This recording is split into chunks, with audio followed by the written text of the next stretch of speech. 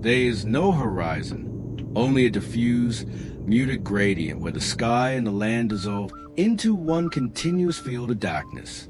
The aircraft moves through it without reference, no coastline, no settlement lights, no clear distinction between above and below. Outside the cockpit windows, the world has been reduced to absence. Inside, the instruments carry the burden of reality. A steady hum fills the flight deck. Turboprop engines maintain a consistent rhythm, their vibration transmitted through the A-frame in a way that is almost imperceptible after hours in flight. The aircraft is stable. Airspeed is constant. Altitude is controlled. Heading remains steady. Nothing appears wrong. The crew is flying under instrument flight rules. Visual cues are limited, as expected at this stage of the descent.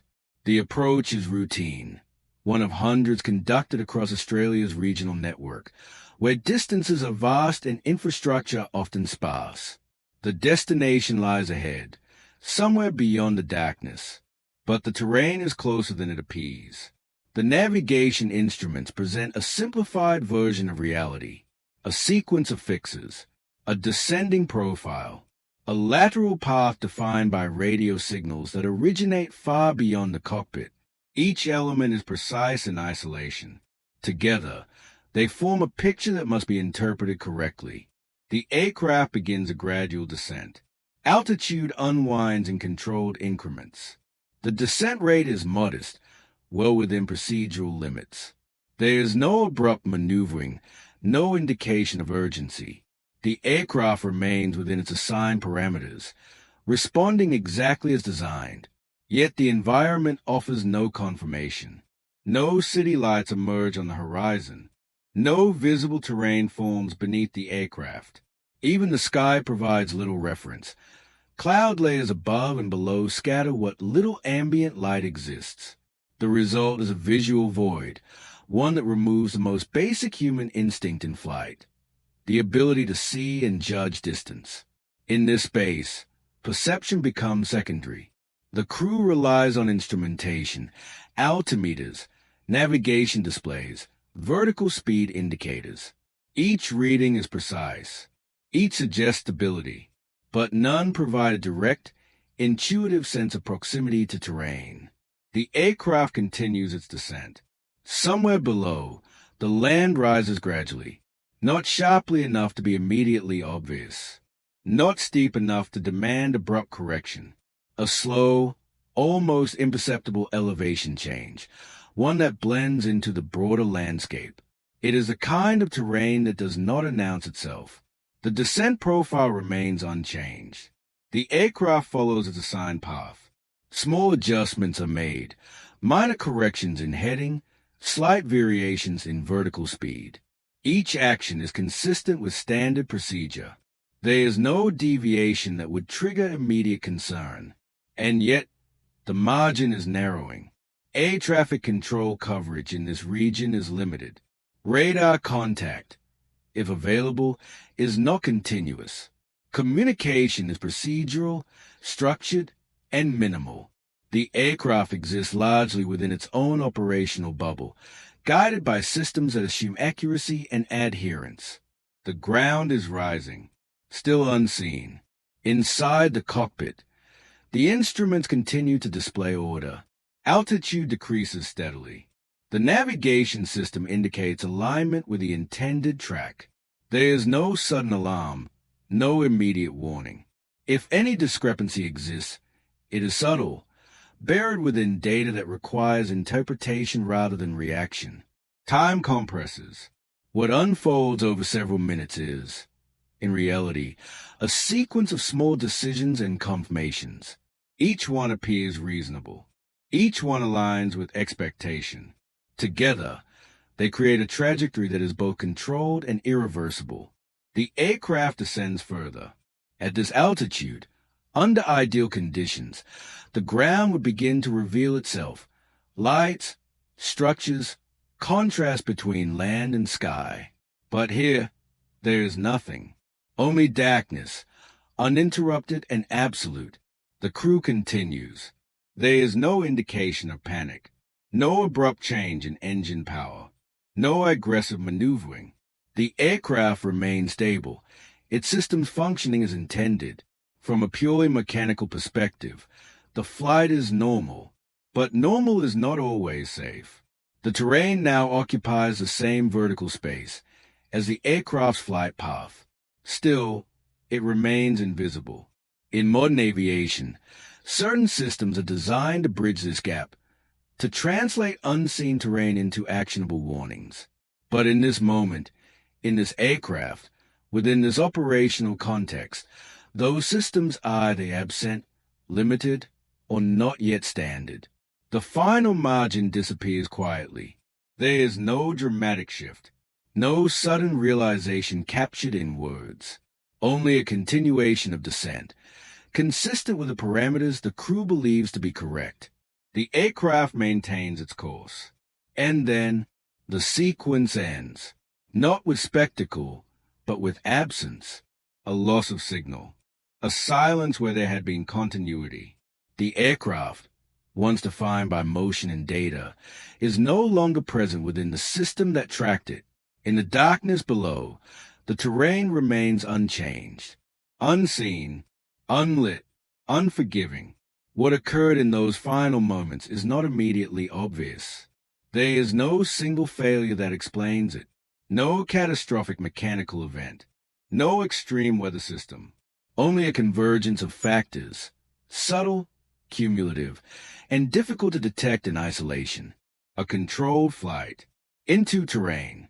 Across Australia, this pattern would not be unique. It would become a point of examination, a starting place for understanding how modern aviation, despite its precision, could still encounter environments where visibility, infrastructure, and human interpretation were not aligned, and how, from these moments, an entire system would begin to change. Australia's aviation environment is defined as much by absence as it is by infrastructure. Distances between population centers are vast.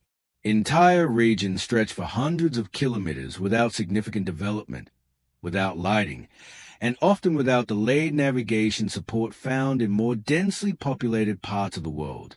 For aviation, this creates a unique operational landscape, one where aircraft routinely operate beyond the reach of continuous ground-based oversight.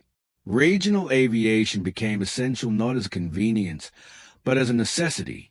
From the mid-20th century onward, air routes connected remote towns, mining operations, and isolated communities to major, such as Sydney, Melbourne, and Brisbane. These flights were often short in duration but complex in execution, requiring crews to transition rapidly between controlled airspace and environments where infrastructure was minimal or entirely absent. The expansion of these routes outpaced the development of supporting systems.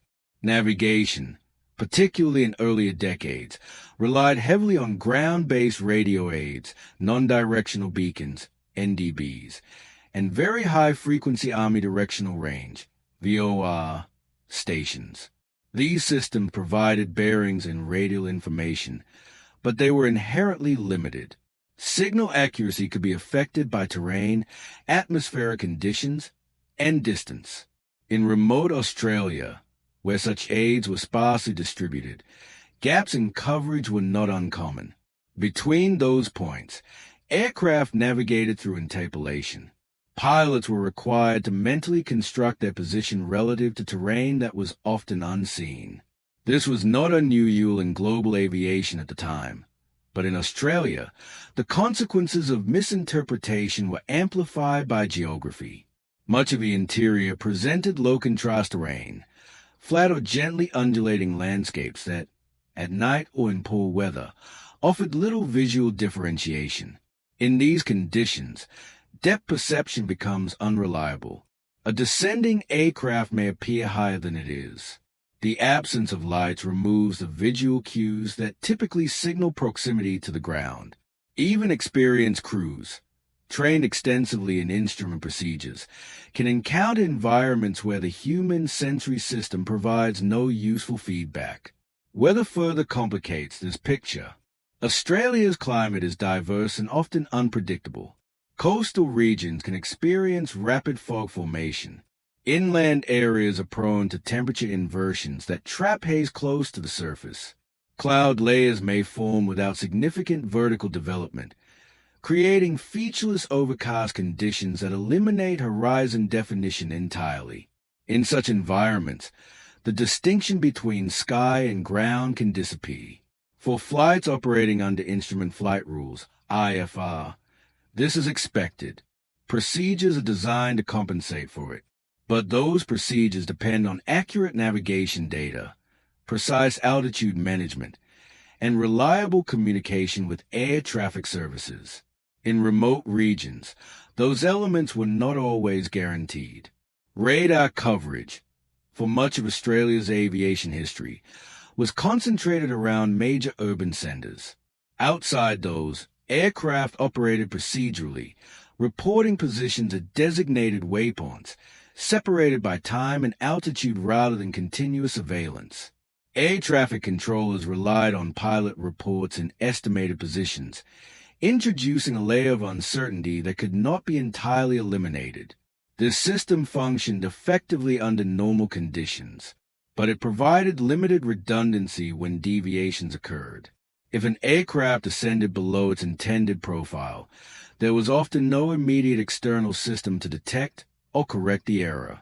The responsibility for terrain clearance rested almost entirely within the cockpit, distributed between procedure, instrumentation, and human interpretation. Aircraft technology of the period reflected this operational reality.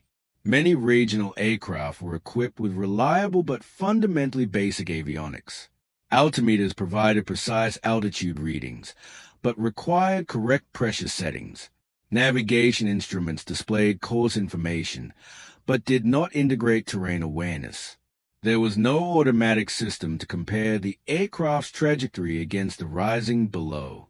That layer of protection did not yet exist as a standard. The concept of Ground Proximity Warning Systems, GPWS, had begun to emerge internationally, but adoption was uneven. In many regional operations, particularly those considered low risk or routine, such systems were not mandated. The assumption remained that procedural discipline and pilot awareness were sufficient. Most of the time, they were.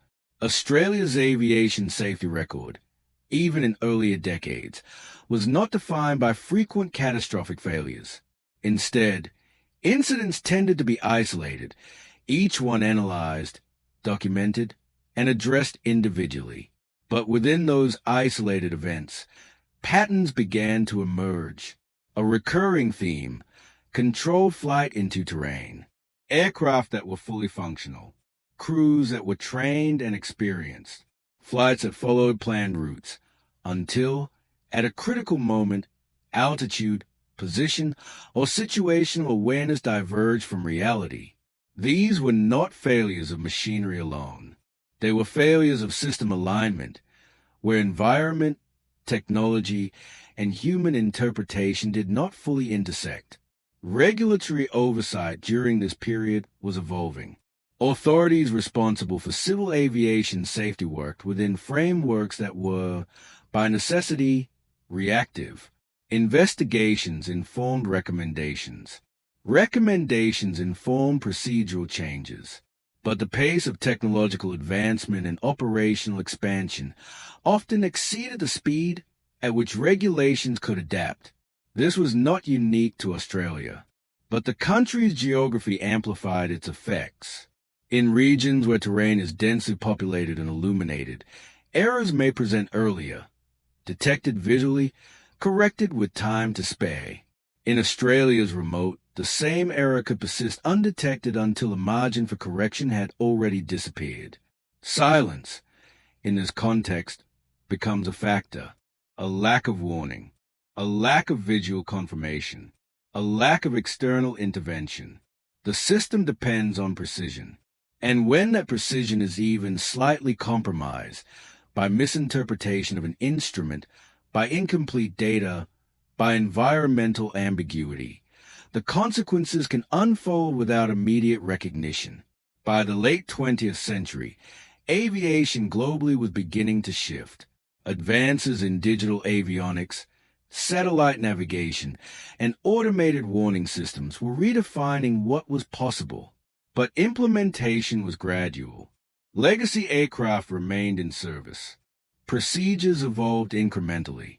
And in the space between older methods and newer technologies, vulnerabilities remained.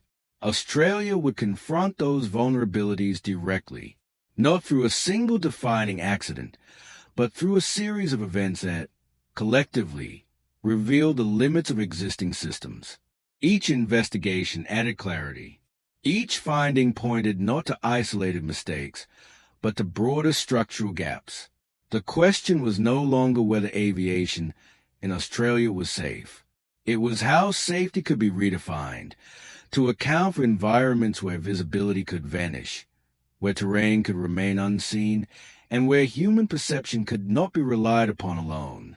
The answer would not emerge immediately. It would take time, analysis, and the accumulation of evidence drawn from moments like the one that had just ended in silence. No single element defines an accident.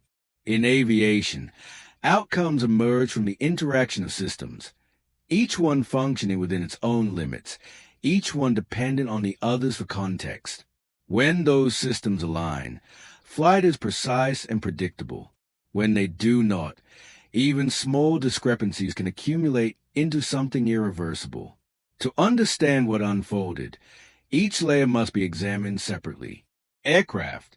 The aircraft type commonly operating across Australia's regional network during this period was designed for reliability and range rather than technological redundancy.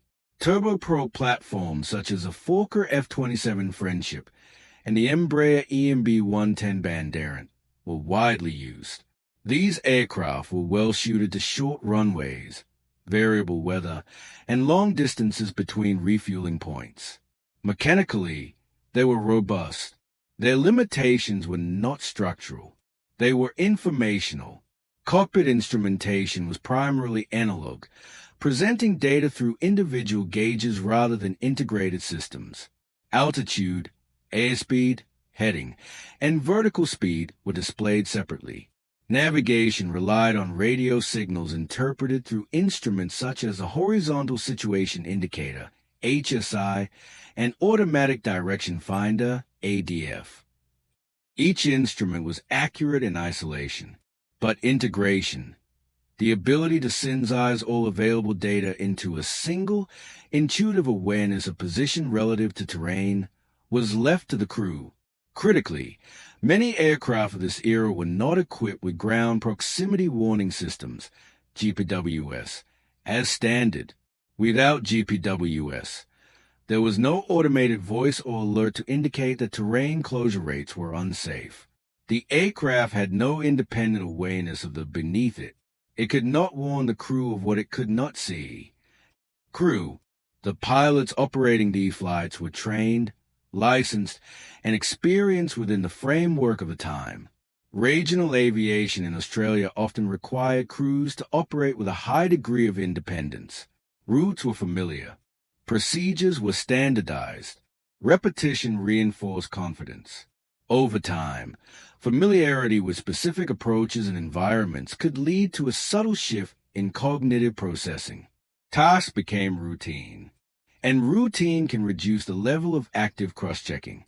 This is not a failure of discipline, but a known characteristic of human performance.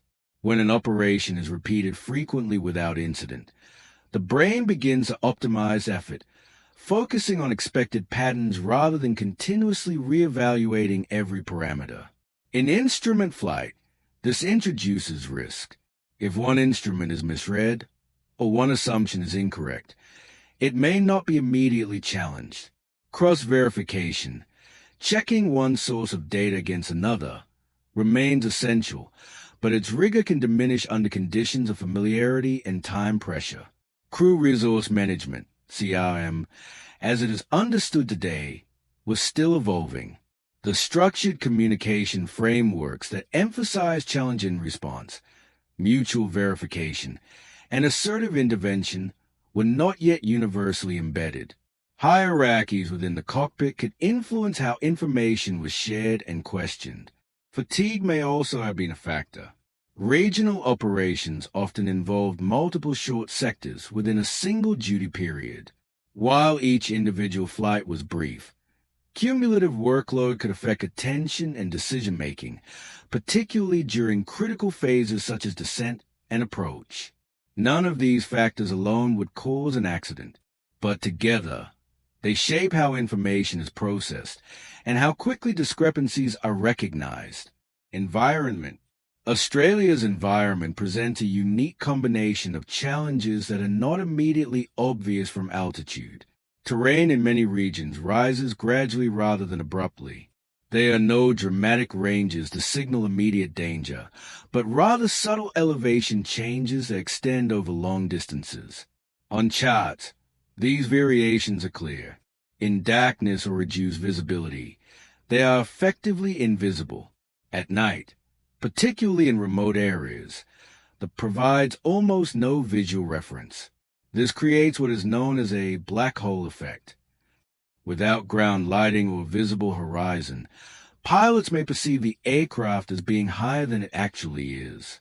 The visual system, deprived of external cues, cannot accurately judge distance or weather compounds this effect. Thin cloud layers can obscure stars while remaining visually indistinct from the sky itself. Haze reduces contrast. Even in the absence of severe weather, these conditions can create an environment where visual perception is unreliable or entirely absent. Wind patterns, while not extreme, can also influence descent profiles. A slight tailwind during approach increases ground speed, extending the distance covered during descent. Without precise compensation, the aircraft may arrive lower and closer to terrain than intended. Each of these environmental factors is manageable, but only if they are fully accounted for. Systems. Beyond the aircraft and crew, the broader system plays a critical role. Air traffic control in remote Australia operated within a procedural framework. Radar coverage was limited, and controllers relied on pilot position reports to maintain separation and awareness. This system assumed that aircraft were adhering precisely to their cleared altitudes and routes. It did not continuously verify them. Navigation infrastructure, as previously noted, was unevenly distributed. Between radio beacons, there were gaps where position had to be estimated. Even small errors in tracking could accumulate over distance, particularly if not corrected promptly. Regulatory standards at the time did not mandate certain technologies that are now considered essential. Terrain awareness systems, enhanced approach procedures, and standardized stabilized descent criteria were either in development or not yet widely implemented. The system, as a whole, depended on procedural compliance rather than automated safeguards. This approach was effective under most conditions, but it left limited tolerance for deviation. Convergence. Individually, each of these elements functioned within acceptable limits. The aircraft was mechanically sound. The crew was qualified and experienced. The environment, while challenging, was not extreme. The systems in place were consistent with regulatory standards. There was no single point of failure. Instead, there was a gradual convergence. A descent initiated slightly earlier or continued slightly longer than intended. A terrain profile that rose more than anticipated. A lack of visual cues to contradict instrument interpretation. An absence of automated warning systems to highlight the closing margin. Each factor, on its own, was manageable. Together, they formed a condition where the aircraft's true position relative to terrain was no longer fully understood. This is the nature of controlled flight into terrain. Not a sudden loss of control, but a continuation of control without correct awareness. The descent begins as planned. The aircraft has reached the point where altitude must be reduced in preparation for approach. The profile is familiar, calculated, briefed, and executed many times before. There is no deviation from standard procedure in the initial phase. Power is adjusted. The nose lowers slightly. Vertical speed increases within controlled limits. The instruments respond predictably. Altitude begins to unwind. The vertical speed indicator stabilizes. Airspeed remains within target range.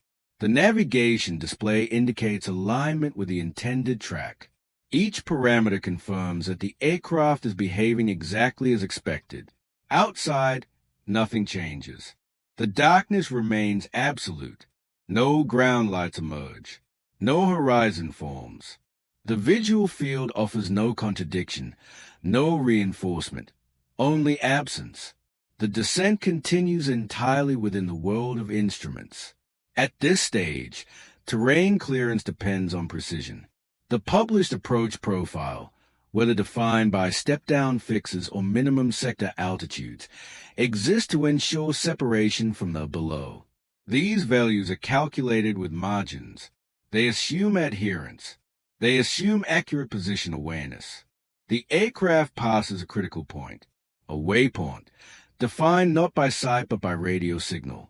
The crew identifies it through instrumentation, needle deflection, timing, and procedural expectation.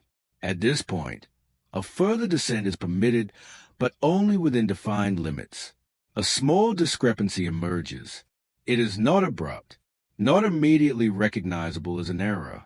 It may originate from a misinterpretation of the navigation indication, or from an assumption that the aircraft has crossed a fix slightly earlier than it has. It may be influenced by ground speed, by wind, or by the inherent limitations of the navigation aid itself. The descent continues. Altitude reduces beyond what the terrain beneath can safely allow at that position. The difference is measured not in thousands of feet, but in hundreds, small enough to appear insignificant, large enough to remove the safety margin. No alarm sounds. The aircraft is not equipped with a system that can compare its altitude to the terrain profile in real time. There is no automated voice warning, no synthetic awareness of closure. The instruments display data, but they do not interpret it. The responsibility remains with the crew. Inside the cockpit, the workload is steady but not excessive. Checks are conducted. Parameters are monitored. The descent remains controlled. The aircraft stable. There is no sense of urgency because there is no indication of immediate. The terrain continues to rise.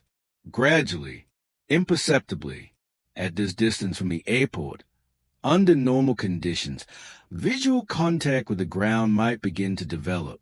But the conditions remain unchanged. Darkness, haze, and a lack of cultural lighting combine to eliminate any external reference. The aircraft is now below the altitude for its actual position, but that position is not fully understood. A second opportunity for correction exists. Another waypoint, another procedural checkpoint. If identified accurately, it would confirm the aircraft's location and constrain further descent. But identification relies on the same limited cues: radio signals, timing, expectation. If there is doubt, it is subtle, not enough to interrupt the sequence. The descent continues. The vertical path, once appropriate, is now misaligned with the terrain profile. The aircraft is flying a path that would be safe if its assumed position were correct, but that does not conform to that assumption. It rises to meet the aircraft. Seconds pass.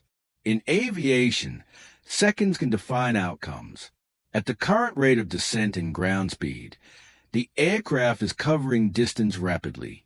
The margin that once existed, thin but sufficient, is now gone.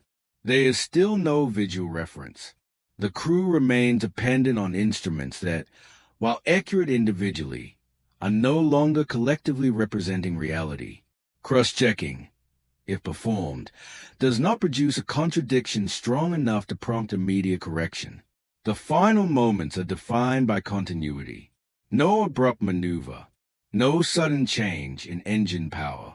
The aircraft remains in controlled flight, stable, responsive, and aligned with the inputs it is receiving.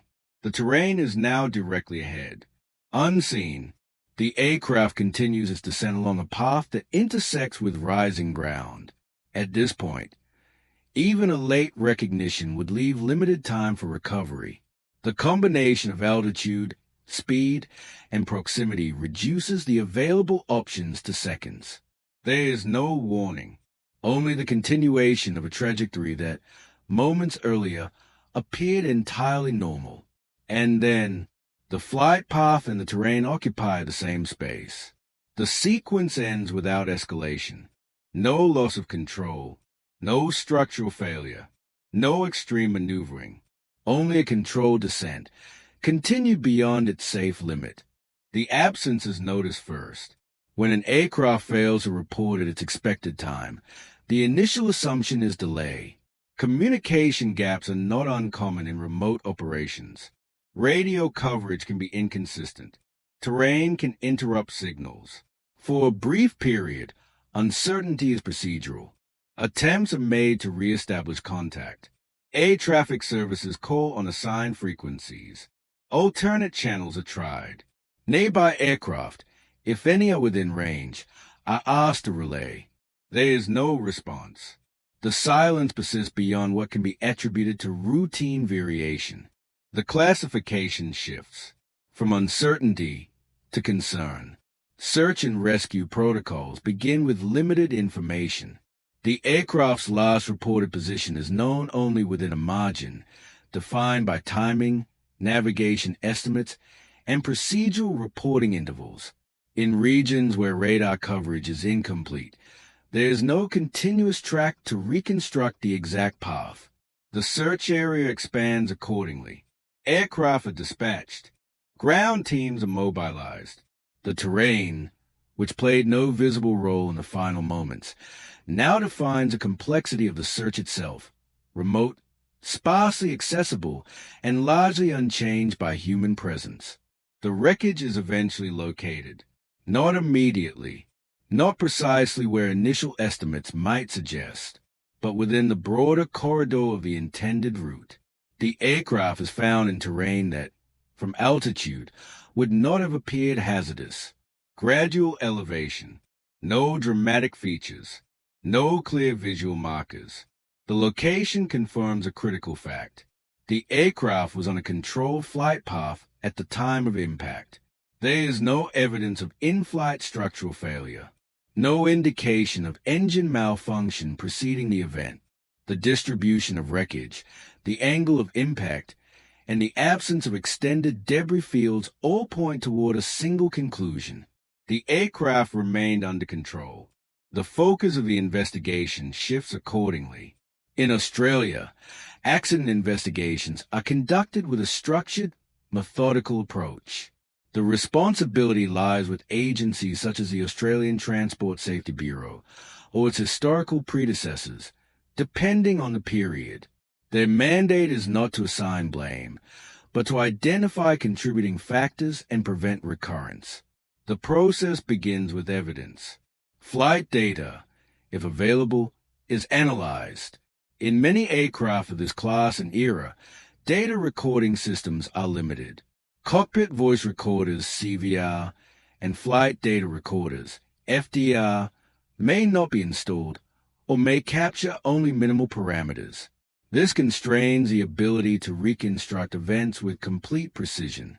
Investigators rely on alternative sources: air traffic communication logs, maintenance records, crew training histories, weather reports, navigation aid performance data. Each element is examined independently, then cross-referenced. The terrain itself becomes part of the analysis. Survey teams assess elevation profiles, slope gradients, and the relative position of the aircraft's impact point compared to published minimum safe altitudes. These comparisons reveal a key discrepancy. At the location of impact, the aircraft was below the altitude required to ensure terrain clearance. The question becomes why. Navigation data is scrutinized. The performance of ground-based aids, NDBs, VORs, is evaluated for accuracy and reliability at the time of the flight. Signal propagation, potential interference, and known limitations are considered. Even small deviations in bearing or distance can alter positional awareness over time. Crew actions are reconstructed through inference. Without complete recorded data, investigators must piece together a likely sequence based on standard procedures, known human factors, and the available evidence. This includes evaluating descent planning, waypoint identification, altitude management, cross-checking practices. No single, definitive error emerges. Instead, the findings describe a chain of factors. A descent initiated or continued based on an assumed position rather than a confirmed one. A reliance on navigation cues that were inherently limited in precision. An absence of visual references to challenge or correct instrument interpretation. A lack of onboard systems capable of providing terrain awareness or warning. Each element, in isolation, is insufficient to cause an accident. Together, they create a condition where the aircraft's actual position diverges from the crew's understanding. Without immediate detection, human factors analysis reinforces this conclusion. The crew operated within expected norms. There is no evidence of recklessness or intentional deviation. Their actions align with the procedures and training standards in place at the time. However, those standards did not fully account for the combined effect of environmental and technological limitations. This is not a failure of individuals. It is a limitation of the system in which they operated. The final report reflects this distinction. Language is precise, measured, and non-accusatory. The accident is categorized within a broader pattern. Controlled flight into terrain under conditions of reduced situational awareness. Contributing factors are listed, not as isolated causes, but as interrelated elements within a larger framework. Recommendations follow. They are directed not only at operators, but at regulators and the industry as a whole. The objective is not correction of a single procedure, but enhancement of systemic resilience. Among the key areas identified, the need for improved terrain awareness capabilities, enhanced navigation accuracy and redundancy, standardization of descent procedures and altitude constraints, strengthening of pilot training in instrument interpretation and cross-checking.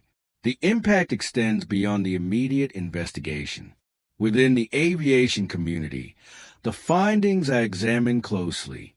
Operators review their procedures. Training programs are reassessed.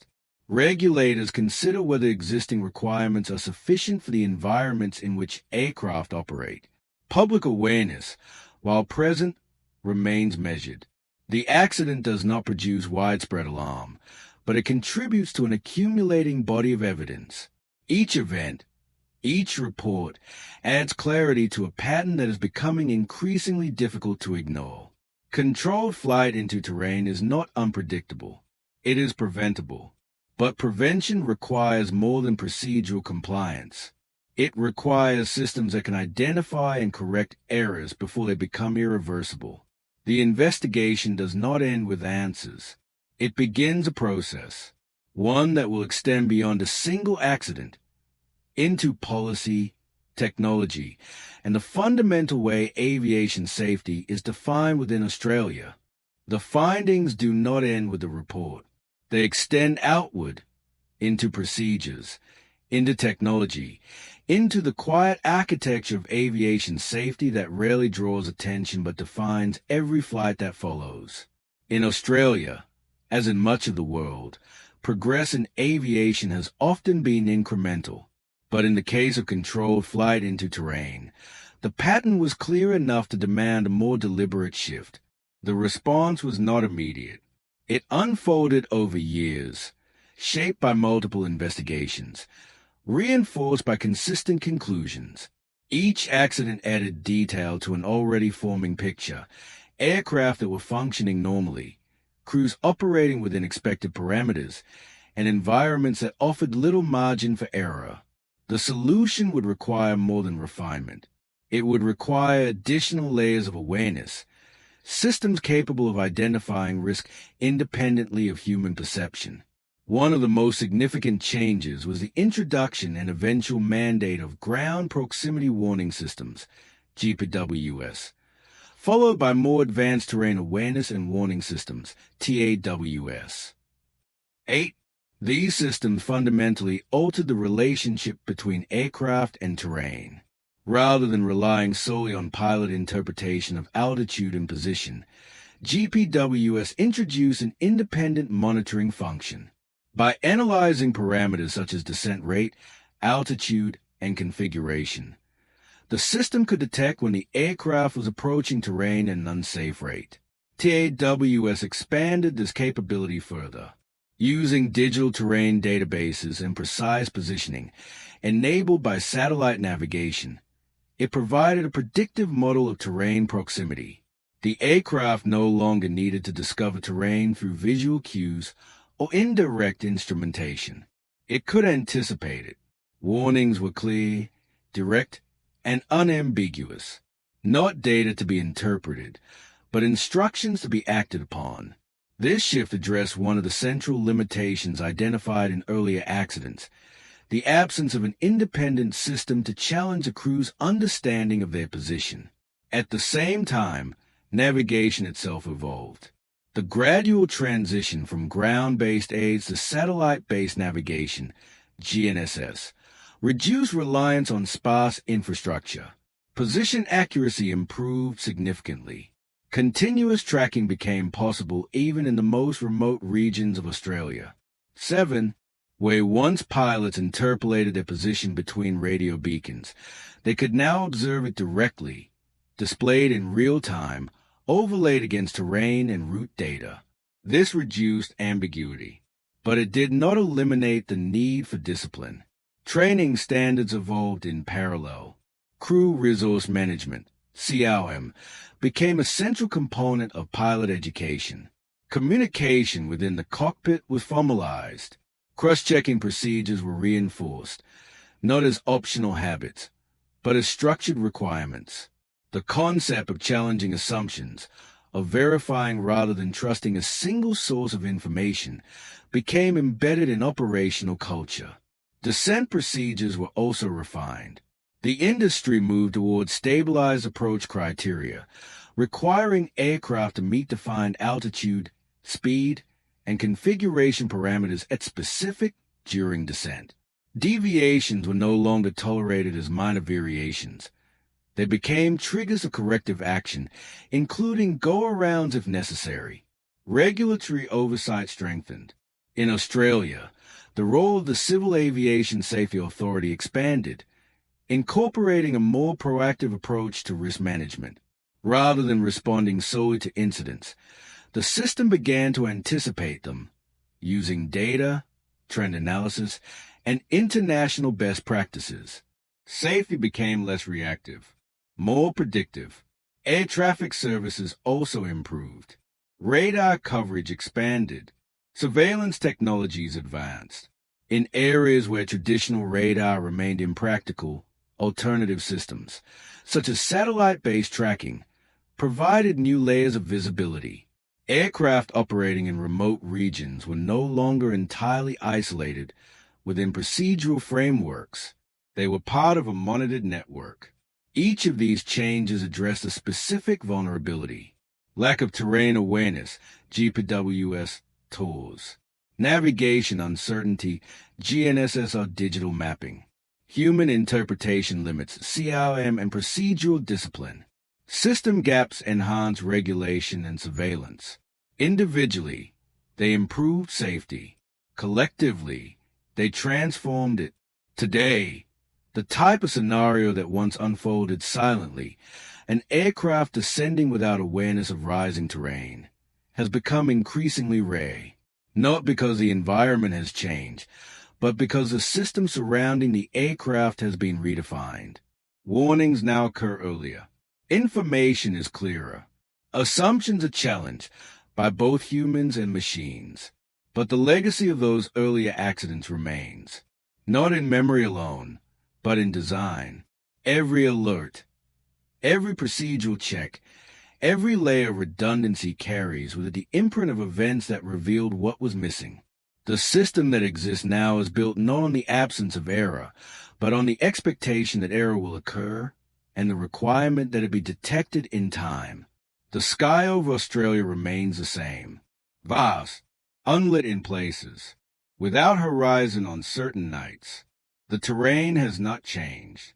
It still rises gradually, still offers little warning to those who rely only on sight. What has changed is the relationship between aircraft and environment. Where once silence could persist until impact, there is now interruption, an alert, a warning, a command to act. And in that interruption, there is time. Time to recognize, time to correct, time to continue the flight safely. The aircraft that disappeared into darkness did not do so in isolation. It became part of a sequence, one that led to a redefinition of safety across an entire system, not through a single breakthrough, but through accumulation, measured, methodical, and precise, the kind of change that does not announce itself, but remains present in every flight that follows.